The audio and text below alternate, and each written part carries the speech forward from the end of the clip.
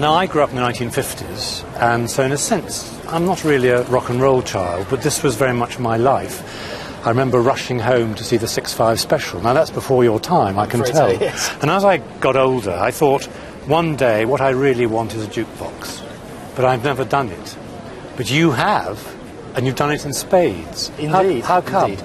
Well, I fell in love with the design, and the design of this one in particular. I love the sweeping curves and just the look of the thing in general. In fact, I bought this via the internet, effectively, having actually not touched it. Oh, because you had to have it? Because I had to have it because of the look of it. Yeah.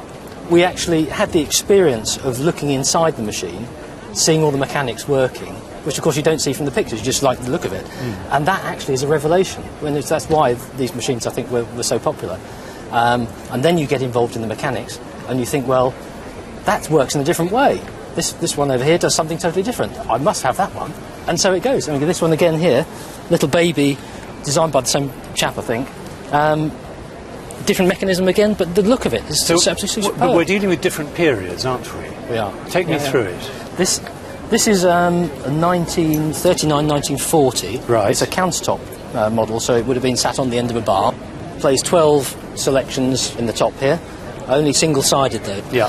And this one? This one, 1947. Yes. And it was the same time as there's a very, very popular Wurlitzer jukebox, which has bubbles that go down the outside of it, which you have in a soda bar or something. Yes. And this was the same mechanism for it, but they put a more subdued, in some could say. Well, it's upmarket. It's smarter. Absolutely. This was for the fine dining rather than experience, not the milk bar. rather than the hamburgers. Yeah.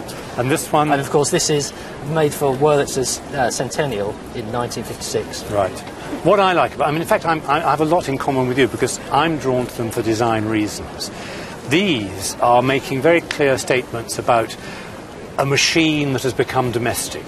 You know, it's got to look good sitting in the room. It's got bits of Art Deco. It's the cinema. It's the theatre.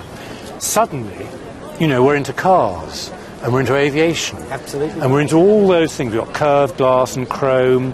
It's another world. And it was all being done because that's what they could do at the time. Yes. They could only just make curved glass, so that's what had to be on the latest jukebox. Yeah. Now, what do they cost? Let's work our way along. The one behind you, the tabletop model. This one here is what, 4,000? Between 4,000 and 5,000, yeah. And that's needing a bit of work on it. It actually is the rarest of the three in terms so of there's numbers. rarity there. This is just such a great machine, and what's it going to be, 7,000 or 8,000? 7,000 or 8,000 will be in great condition. Right, in great condition. And this one is what, 5,000 or 6,000? That's going to probably now be, because it is the most sought after jukebox that there is, about £10,000. Oh, so this is much more expensive. There aren't many of them around because they were disposable as well. Yeah. Can you imagine this? They took them out into the car parks, having brought the new model along and smashed them up. Trashed them. Yeah. Well, I'm going to treat myself. The one person I remember above all else is Little Richard. Look at that. Just so wonderful. The technology, isn't it? What And more? you didn't even have to pay.